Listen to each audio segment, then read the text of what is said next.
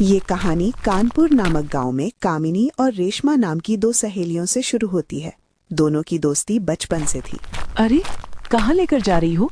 शाम होने वाली है, घर चलते हैं। माँ को पता लगा तो वो आज रोटी नहीं देंगी। अरे चलते हैं ना थोड़ी सी दूर और।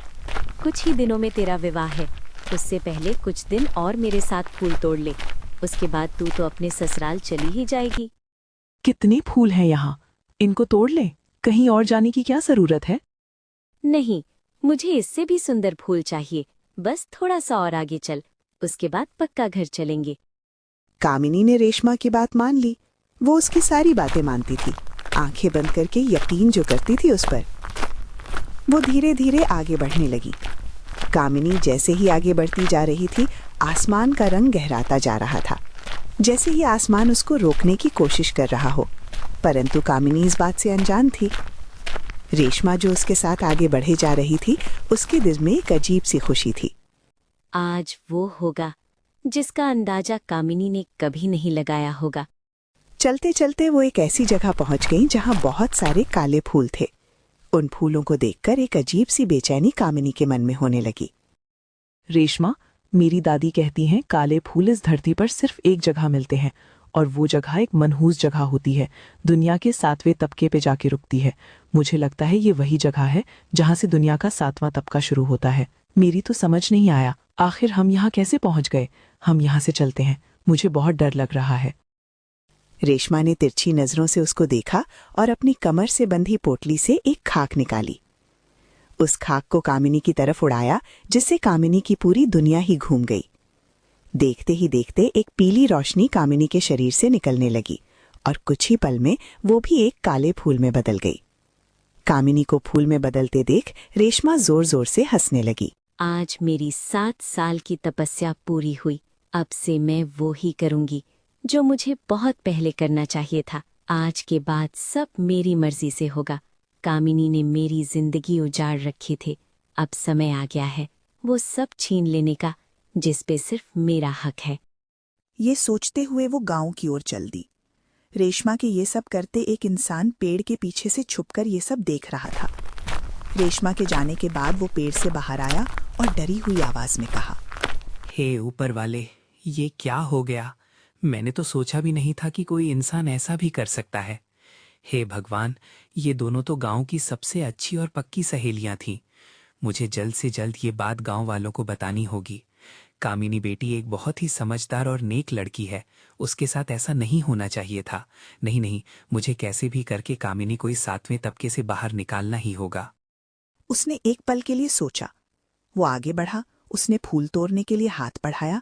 अचानक उसके दिल में ख्याल आया, मैं यहाँ इसलिए पहुंचा क्योंकि मेरे गुरुजी ने मुझे यहाँ का मार्ग दिखाया। फिर ये रेशमा यहाँ कैसे आ गई? हो ना हो ये रेशमा कोई मामूली चीज नहीं बल्कि बहुत शक्तिशाली है। रेशमा कामिनी को इस दुनिया तक ला सकती है, तो अगर उसको सच पता लग गया तो न जाने मेरे साथ क्या करेगी। मेरे तो छोटे छोटे बच्चे हैं, मेरी पत्नी है। अरे अगर रेशमा ने मेरे साथ कुछ गलत कर दिया तो मेरे बच्चे और पत्नी कहाँ जाएंगे? नहीं नहीं, मुझे इन सब से दूर ही रहना चाहिए। मुझे किसी और की जान बचाने के लिए अपने परिवार की जान को खतरे में नहीं डालना चाहिए। यही मेरा धर्म है और यही मेरा कर्म। दुनिया में अच्छाई पर चलने के लिए परिवार को छोड़ना पड़ता है और मैं अपने परिवार को नहीं छोड़ सकता। मुझे यहाँ से निकलना चाहिए। आखिर मैं इतनी विचित्र जगह आया ही क्यों, वो भी गुरुजी के कहने से। वहीं दूसरी तरफ रेशमा गांव पहुंची और कामिनी के घर जाकर बोली, लता चाची, कामिनी घर है क्या? वो मेरी माँ ने कामिनी के लिए हर बार की तरह हलवा बनाया है और माँ बोल रही हैं पहले वो हलवा कामिनी को देंगी, उसके बाद ही मुझे देंगी। अब कामिनी को बोलो ना जल्दी से हलवा ले ले ताकि उसके बाद मुझे भी मिल जाए। मुझे तो ये समझ नहीं आता मेरी माँ की सगी बेटी मैं हूँ या कामिनी। उसकी आवाज सुनकर कामिनी की माँ लता बाहर आई और चारों तरफ देखने लगी। लता के पीछे पीछे कामिनी की दादी विमला भी बाहर आ गईं। अरे बिटिया, कामिनी तो तेरे साथ ही गई थी ना, अब उसको काहे घर ढूंढने आ गई? हम तो कब से उसके लौटने की प्रतीक्षा कर रहे हैं। 2 बार तो मैं तुम्हारे घर देखकर आ गई। तुम्हारी माँ ने भी यही बताया। दोनों सहेलियां साथ में हर दिन की तरह फूल तोड़ने गई हैं। माँ जी, कामिनी रेशमा के साथ नहीं है तो फिर कहाँ गई? और आप तो बता रही थी रेशमा और कामिनी साथ में फूल तोड़ने गई थी। रेशमा की माँ ने आपसे बोली, और रेशमा कामिनी को क्यों ढूंढने आई है यहाँ? रेशमा दांत खींच खींच कर अपनी माँ की अकल को कोस रही थी। मेरी माँ भी ना एक नंबर की गवार है। उसको किसने बोला था इन लोगों के सामने सच बोलने को? कुछ और भी तो बोल सकती थी ना, पर नहीं। शारदा नाम के साथ शारदा बनने की भी कोशिश करती है, पर उसकी बेटी है ना रेशमा, वो अपनी माँ को कभी कामयाब नहीं होने देगी। तभी लता और विमला ने उसको ध्यान से देखा। उनको कुछ तो संदेह हुआ। दोनों ने एक दूसरे की तरफ देखा। रेशमा, तू हमसे कुछ छुपा रही है। कुछ तो ऐसा है जो बताना चाहती है और बताना नहीं चाहती।